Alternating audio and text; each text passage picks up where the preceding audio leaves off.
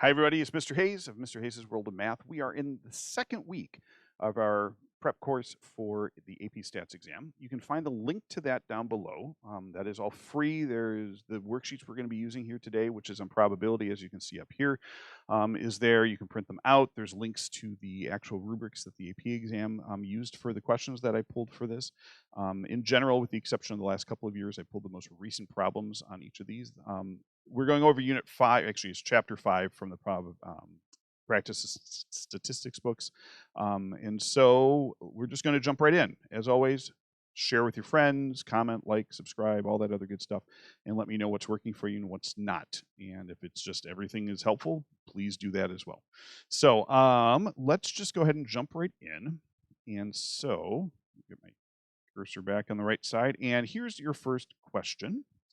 So, grocery store purchases melons from two different distributors, J and K. Distributor J provides melons from an organic farm or organic farms. The distribution of the diameters of the melons from distributor J is approximately normal with mean of 133 and a standard deviation of 5 millimeters. Automatically, right now, back of my head, I'm thinking z-score. I don't know what it's about. Probably going to have to do a z-score since we've got normal distribution, et cetera, et cetera. For a melon with a selected at random from distributor J, what is the probability that the melon will have a diameter greater than 137? Hey, look, it's a z-score. I know it's a shock. So the setup for it is obviously this. The one thing which apparently I forgot to write down here, which again I would suggest is saying, well, again, you're doing, data minus mean over standard deviation, et cetera, et cetera. This would be sufficient. So we come up with a z-score of 0.8. So now, is that going to be good enough for a probability? Absolutely not. Now over here, we have a question, or I've written it all out. I did the normal curve. Again, normal here with 133. I forgot this part. I'm sorry if you're a teacher and you're watching this, especially if you're a grader. But anyway, so you've got this, right? So again, the benefit of drawing this picture here is that we know that we want larger than this. So we know we have to go to the right. So either we're going to have to look up the value of 0.8 on table A, and say, the probability of z is blank. 1 minus that is going to give us what we want. Or we can go through and we can use normal CDF, as long as we label out what the parts are, and do that. So normal CDF, the lower value is going to be the 0.8. The upper value is going to be a very large number, 10 to the 99th. Mean is 0. Standard deviation is 1. So we spit all of that out, and we come up with this, that our probability that x is bigger than 137, which is the same as the probability of z being bigger than 0.8, is going to be 0.2119. So just about 21.2%. Yay, congratulations. You just got some points. Now for part 2, there's a couple of different ways to do it. I'm going to go ahead and show you the way that I kind of lean it, and probably the easiest to kind of reason your way through, particularly if you get stuck. Again, and I'll point out the places where you can probably just kind of jump in. So distributor K provides melons from non-organic farms. Probability is 0.8413 that the melon selected at random is actually larger than that 137 millimeters that we had up above. For all melons at the grocery store, 70% of the melons are from distributor J, and 30% are from distributor K. So they're asking you down here, and I'm immediately, once I see this, okay, so we now have a breakdown of melons that are big and small from each distributor, or we can figure it out. And now we have a percentage from distributors. I'm already thinking tree diagram. Now you guys obviously know it because I've already put one up over here, but that's just the way my mind works, okay? So one of the things as you're reading this, don't get too caught up in it, but start to kind of think about, oh, they're doing this, I'm probably going to need this information, if you can. So for a melon selected at random from the grocery store, what's the probability that the melon will have a diameter greater than 137 millimeters? So I made a tree chart. So here's the store. So probability of getting a melon from K, distributor K is 30. And J, why I did K on top instead of J, I don't know. Doesn't matter. It works. And so then 30% here, 70% here. So first of all, that's the whole thing. So if I pick up a melon, what's the chances that is from J or K? 30 and 70. Okay. Then from there, what's the probability if I know it's from J? What's the probability it's going to be bigger or smaller? Same thing for K. And so we break down with those probabilities. Now we want melons that are bigger than 137. So you just need to follow the branch that will give you what you want. So we want that one, and we want this one. Now remember, with a tree diagram, you're going to multiply those probabilities as you go. So you will end up seeing something that looks like this, okay? So I've got 0.3 times the 0.8413. So that gives me a 25.2 for it. So the chances if you pick up a melon at random that is from distributor K and is bigger than the 137 millimeters is going to be 2524. The chances that you pick up a melon from distributor J and bigger than 137 is 0.143. Now, we don't care where it comes from. We just want to know how big it is. And so the probability that you have a melon bigger than 137 millimeters is going to be 0.4007. Just to be safe, we should probably do something like this. Probability of a melon greater than 137 equals, now let's even put the millimeters in just for fun, is 0.4007. Okay. Some of my classes were asking, well, should we do that or not? Labeling out what this is, you would, from how I read the rubric, and I would defer to people who actually have, taught this before or graded before. It looks like the 0.4007 would be fine, but again, labeling it out and being clear with what you're intending is not a bad idea. Okay. For part 7, given the melon is selected at random from the grocery store, has a diameter of 137 millimeters, what is the probability that it's from distributor J? So think about what's going on here. Okay, so you've picked the melon and you know it's big. Okay, so you already know it's from that. So like in my head, I'm thinking, okay, so I know it's from one of these groups here. Okay, so it's either going to be the 2524 or it's going to be the 1483, but it's one of those things. So what ends up happening, so what's the probability that you have it's from distributor J, given the fact that you know it's big? This part right here, and if you've seen my previous discussions from this unit, okay, let's do it in a different color. Okay, this is essentially my new population. Okay, because we don't care about everything else. We don't care about the small melons. All we're caring about is the new melons. Wow, that is awful handwriting with my mouse. But so this right here is my new population. So since that's my new population or subpopulation, that number goes on the bottom. So that's where I'm getting this. On the top, you need to then have both coming from the population and also having the characteristic that you want.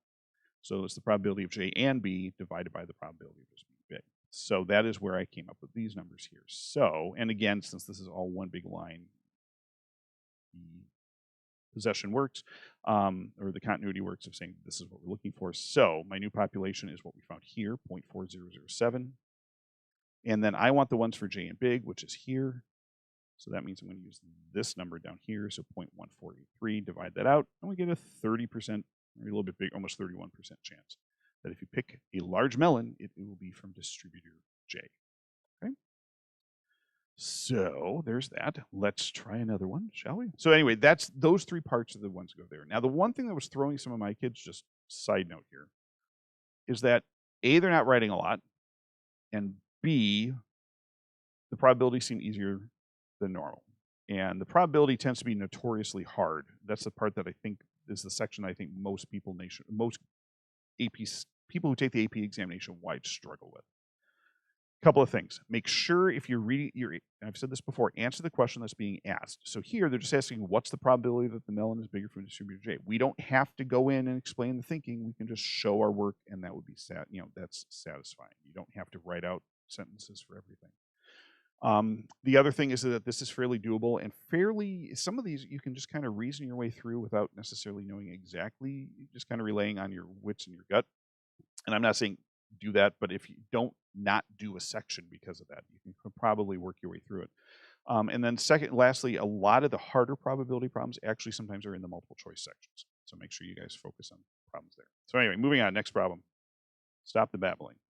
So the next problem is this: 9 sales representatives, 6 men and 3 women, at a small company want to attend this national conference. There's only enough funds to send 3 people. The manager selected 3 people to attend, stated that they did it at random. The 3 people selected were the women, and there were concerns that no men were picked.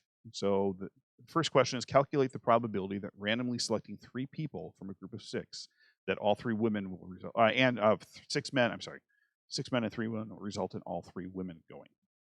So you basically just need to boil this down. So you've got the probability of the first person being a woman is 3 out of 9. Great. Probability that you get a second woman chosen, given the fact that the first person was a woman. That's 2 out of 8. They're not independent. You're going to have to change this because there's no replacement. And then the third one, probably the third woman selected, provided the first and second were women, is 1 out of 7. And I'm not sure why I put the symbol for woman there. If you want to put a W, that's fine too. Anyway, you multiply all that out and you get a probability of 0.012. So a small, yeah. Okay, yeah, I'd be concerned. Question then is this. Question number 2. It's going to be based off of this. Oh, and there's usually a question sometimes about what happens if you, like here, you need to go back and rely on the answer for part A and part B. What happens if you got part A wrong? I believe, and again, grading, check this out, if you've graded before, as long as you use that information correctly based on you, I believe you get those parts correct. But I would defer to somebody who is a grader to be sure. Based on your answer part A, is there a reason to doubt the manager's claim that 3 people are selected at random? Given that picking 3 women purely by chance has a probability of 0.012, that is small enough to cast doubt over the manager's claim. I often have students who will look at this and say, well, wait a second, do we need to refer to a 5% alpha value or all that other stuff? And the answer is really no. They're just asking you, is there enough evidence to say yeah? And you can just say it's a really small number. I don't think you would get any points off if you referred to saying that 5% is often the threshold of being something really small and significant. But, they're asking, is there a reason to doubt? You're not saying it's wrong for sure, but you're just saying, is there a reason to doubt what's going on? So this would be sufficient. Or at least this is what the answer key says is sufficient. Grading rubric would probably be a better way to say that. And last part. So an alternative to calculating the exact probability is to do a simulation. So this is proposed for the simulation. Each trial of the simulation consists of rolling 3 fair dice, 6-sided dice, 1 die for each convention attendee. For each die, 1, 2, 3, 4 represents the man, 5, 6 represents the woman. After 1,000 trials, is the number of times the dice selected or the number of times dice indicating 3 women is recorded. Okay, great. Percentages work out. 3 out of the 9 being women is 1/3. 2 out of 6 is 1/3. 6 out of 9 is 2/3. 4 out of 6 is 2/3, etc. So that seems to hold up. But again, remember what we did back here on part 1. We didn't do 3 9s times 3. Too far. We did not do 3 9s times 3 9s times 3 9s. We did 3 9s times 2 8s times 1 7. Why? Because the probabilities change, because we're not, after the first person selected, we don't put them back in the pool. They can't have 3, they can't go 3 times. They can't be the only person going and just going 3 times altogether. Okay, once one person's picked, we're picking from 8 and then we're picking from 7. And so the fact that we're picking without replacement is significant. And the thing is that the rolling of the dice doesn't do that. Okay. What happens the first roll is going to affect the second roll and the third roll. And so for that reason, your answer should be something along the lines. It's like, does this actually correctly simulate things? No, it doesn't.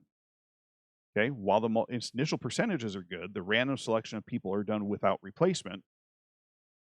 The dice simulation, and again, this is the random selection of people are done without replacement. The dice simulation has rolls independent of each other, which indicates that it's done with replacement. So it's not a good fit for what we have. All right. So there's the second question. I've got one more for you to take a look at. So, table below, gender of all 500 registered voters in Franklin Township. Given that a randomly selected voter is male, what's the probability that he is registered for party Y? So again, notice this is Y given that he is male.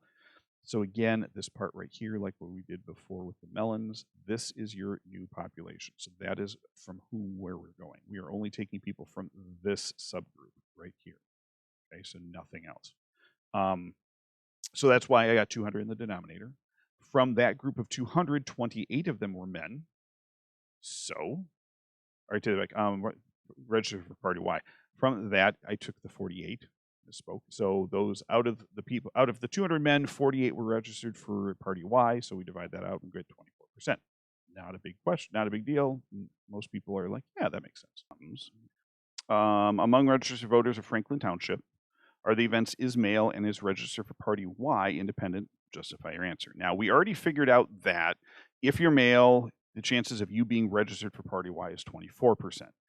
And if they're independent, we would expect that that would also hold true for the population in general. So that the whole entire population of this Franklin Township would have 24% of their people registered for party Y. So that's why down here I said independent would mean probability of Y is going to equal the same thing as the probability of Y given the fact that people are male. All right. And so when you go through and figure that out, we already know that the first one, this part over here is 24%. For probability of Y, we're just going to go over here and take 168 divided by, we have 168 people in the township that are registered for party Y. There's 500 people in the township. Do that, boom, 33.6%. Ooh, those aren't even remotely close, which means that, of course, are these things independent? No. So this one you are going to have to write something out. This says justify your answer. So it's just even as simple as because 0.336 is not equal to 0.24, the events are not independent, because those would have to be equal for that to work. And then for part C, a little bit different. This is kind of an interesting thing, which seems a lot more complicated than it is. One way to display the data on the table is to use a segmented bar graph. So here, this is females are broken up, party WXY, and then WXY down here for the men. Great. This is Franklin Township. It's from the data on the previous table. Again, remember what's going on here is that this whole bar has to equal 100%, which is why it goes up here. So like this party Y right here is roughly 25% Y because it's going from about 75, 76% up to 100. All right. In Lawrence Township, proportions of all registered voters for party Y, WY, and X are the same for Franklin Township, so the percentages are going to be the same. However, the party registration is independent gender. Complete the graph below to show the distributions of party registration by gender in Lawrence Township. Oh my goodness, how do I do that? Well, remember, proportions of all registered voters for parties W, X, and Y are the same. So when you go down through and do this, here's the data from the previous tape. You can easily figure out what the percentages are. So 88 divided by 500 gives me 17.6%. 244 divided by 500 is 0.488 probability. And then the last one, which you already kind of knew, 168 divided by 500 is 33.6. In terms of drawing this out, what I did up here is, if we're going to go WXY, just like the previous one, the first 17.6% is going to be W. Okay. Then we need to add the 48.84% of W or of X, and we're going to put it right next to it, which means that it's starting at that 17.6% and it's going to end 0.664 percentage points later. So 0.488 percentage points later. So what I did up here is I added these two numbers together. I added the 17.6 and the 48.8, and I got 66.4. So that's going to be where this one ends. And then all of them are going to end at Y because 100% because we only have the three parties. So for the female, and since it's saying it's independent of gender, that means you're going to find the same results in both. So anyway, so here, just to clearly do what I did on here, party W was 17.6%. So I figured right about there. I'm going up. All of party X has to be that 45 percentage number. So again, this plus the 45% will end up here. So that's at that 66 percentage point number. And then this balance here, which is going to be approximately a little bit over 25%, is going to be for part Y, which is, 33%. There we go. So there we go. So I've got 30% there. Now, again, since they're independent, you will end up having these two being the same. And when I said it looks more complicated than it is, this is the part that sometimes throws people because they're like, wait a second, shouldn't these be different? Why would they be the same? And again, you're showing that party registration and gender are independent of each other. And if they are, you're going to have the same numbers in both. Okay. there you go. That's it. So hopefully that will help you out with some stuff. We're going to come up with problems point 6. I have a live version of what I did last year for 6, which is in the playlist. I believe I have a link out for that. I'm going to probably redo it just so it's a little bit more streamlined as opposed to me meandering and actually, I think, typing it all out as we go. And then we will finish up 7 and 8 this week, and then we will assess, and then we'll finish up everything else next week. So hopefully, again, you're finding this helpful. And again, be kind enough to throw me a subscription, subscribe, like, comment down below, share with your friends, neighbors, countrymen, whatever. So anyway, we will see you soon.